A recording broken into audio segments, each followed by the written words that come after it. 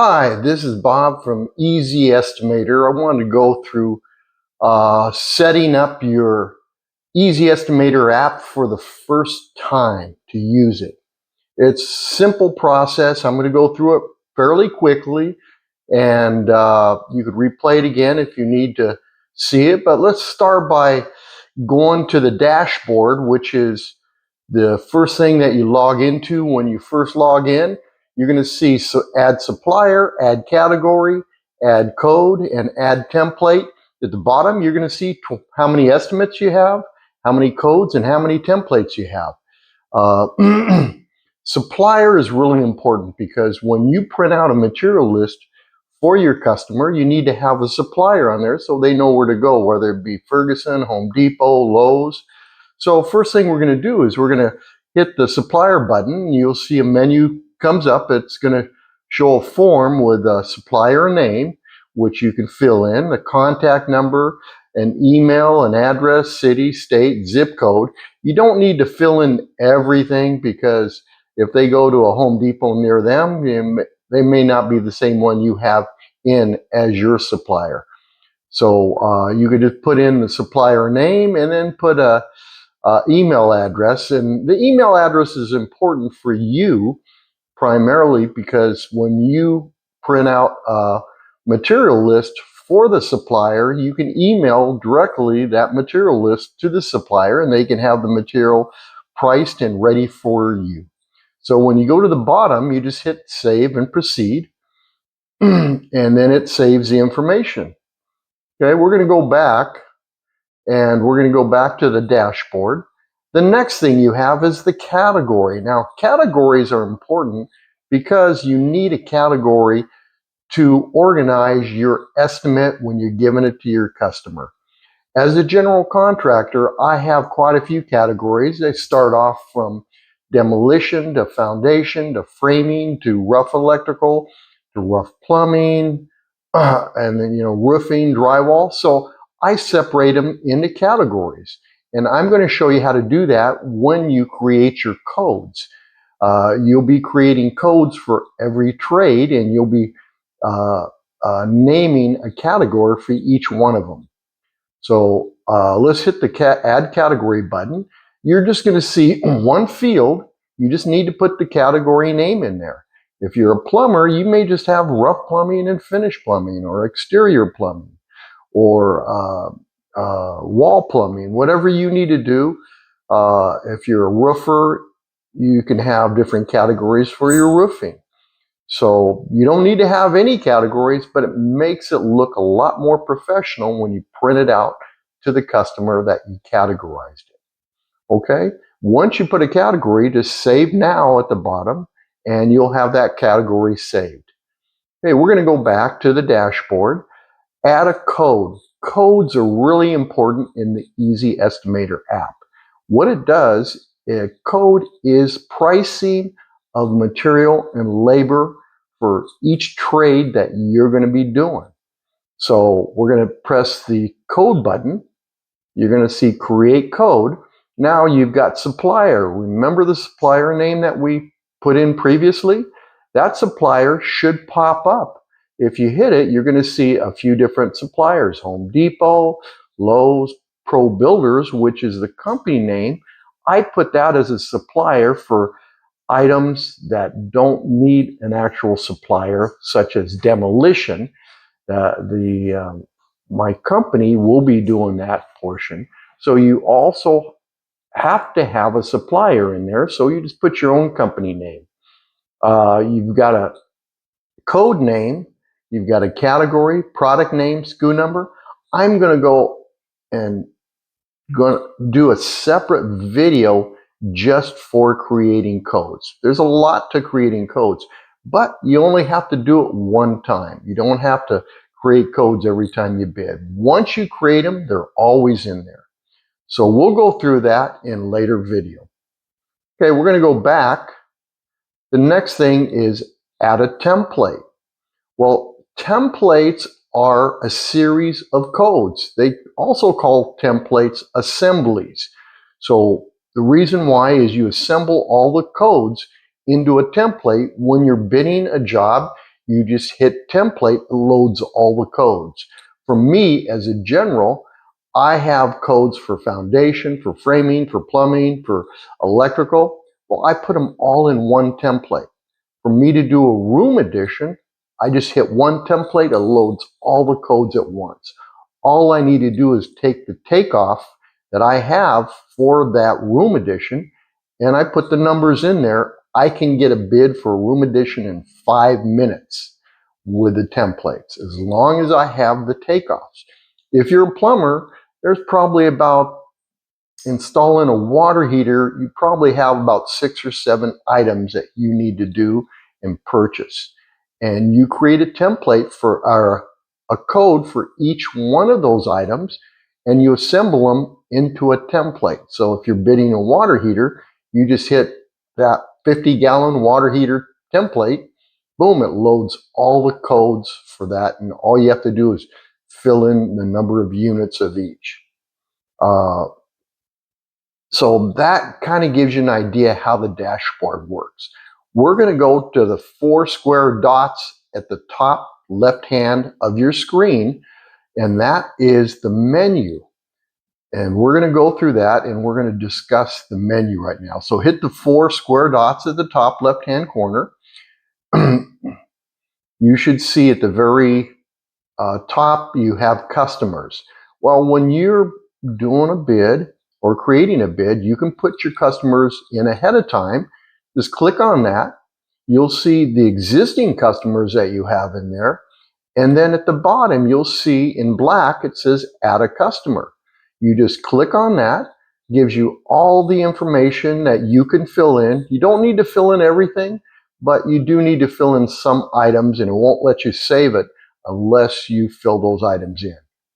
So that's how you create a customer. When you go do a bid, and I'll show you how to bid on a later video, that customer's name will already be in there. Let's go back to the next thing is the codes. We just discussed that.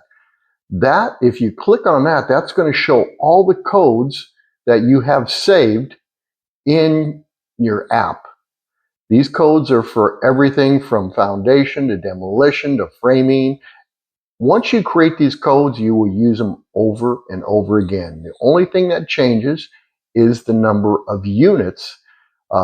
If you've got one water heater, you're going to use one water heater. If you've got recessed lights, you may use 12 recessed lights. It makes it very easy to bid jobs when you already have the information in there. Let's go back. The next one is going to be the categories. Now, we discussed this before. You can create categories, and these categories will be used in your codes.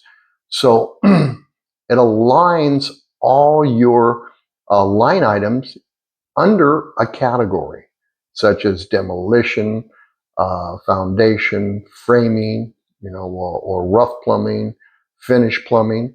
So these categories are important in organization and presentation to your customer. It will look more professional if you organize them into categories. Templates. Templates are assemblies, or it's assembly of codes.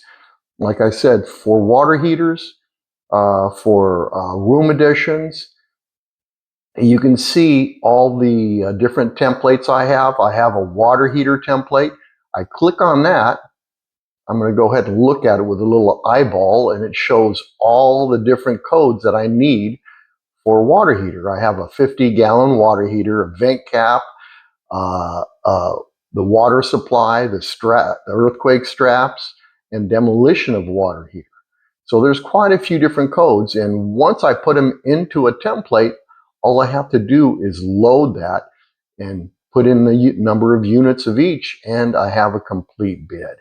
I also have a room addition. If you see that one, you can see all the different codes I have in there.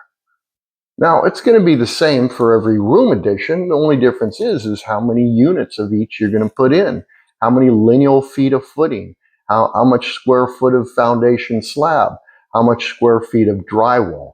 So once these are loaded, all you need to do is do your takeoff, and put it in, you'll have a complete price. Let's go back. We're going to go to suppliers. We've discussed this before, and I'll go through it on another video on suppliers, on what type of suppliers you should put in there and how you should set that up. Those will be short videos, but at least I'll delve into it a little bit more. Users. Now, this is a very interesting feature. The user, if you click on that, see, I have about 4 different users on that. Some of them are the same because we were testing it. But what it is if you're a project manager or a sales manager or just a general contractor or a plumber with 3 or 4 different salespeople or estimators working for you, you could actually have them use the app with all the codes that you have in your app. You can control the codes directly from your app, and it'll change the pricing in theirs. Does it remotely. Plus, any bids that they do will automatically show up on your app. So you can check the bids on their app directly from your app. It makes it easy to oversee the sales of your estimators. And if they have a problem on a job, they're not sure, you can look at their bid right from your app remotely and correct it. It's great. It's a great way to oversee the sales of your estimators. You can see which ones they're selling or which ones they're bidding. And if they're bidding correctly, you can correct it right then and there. So it's a great feature, and I think it's one of the best ones we have in here. And I think you would like it if you have salespeople working for you. Let's go back. Now we have Connect Stripe, which gives you an ability to use credit cards from your customer. If your customer wants to pay for it with a credit card, you have the option of connecting a Stripe account to your app, and you can collect a credit card and pay for it right on your app. The next thing would be branding. Branding is actually using your logo, using your colors, your company name. So that one, you just press on that, then you've got the logo, you got the theme color, you can update the settings with your company name and so forth. That's what branding's for.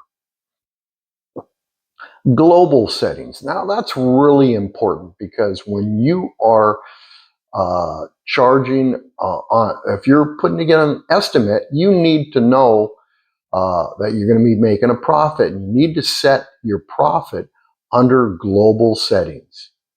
You click on that, you got global settings for estimates. So you click on the global settings, and then you're going to see material markup. So you want to mark up your material. If you mark up your material, you want to mark it up your percentage that you want the markup to be. So all the material in your estimates will be marked up as this shows here, 50%. Your labor markup, I have at 35%. Then I have tax, which your customer needs to be charged tax on their material, and I have it at 1.2%. And I actually have a 1% delivery fee. So you can set all that up ahead of time. So when your estimators or you are bidding a job, it'll automatically mark up your estimate according to what you set the global settings at. We're going to go back to Codebook. Now, this is a kind of an interesting feature. If you have a lot of codes like I do for room additions, I have over 100 codes. And sometimes your estimators may not remember what the codes were. They can download a code book. And what it does is it shows all the codes, the description of the codes, and the pricing of the codes per unit, so they can have it in a handy book next to them so they can look it up. Sales report is also very interesting. What it does is you select a date, and let's say from January to March, and you'll get a sales report of all the estimates that have been done during that time. Also, the managed subscription. These are some of the in-app features that we cover, that we have. There's a lot of features that are free, but there are quite a few that are paid features that you need to pay. We're trying to give you as many features as we can to make it easier to estimate. Since I designed this over 20 years ago, we've been using it for our company for many years. Now I decided to put it into an app. But this app is much better. I started using this and I just love it because it's so much easier to use. You can use it on your phone, you can use it on a tablet, and it's so much easier to carry around. I do room additions, $300,000-$400,000 room additions, and I bid it right on the phone. So much easier. Anyway, we'll go through some more of these items, creating codes, creating templates, and how to estimate on another video in the future. Okay, thank you.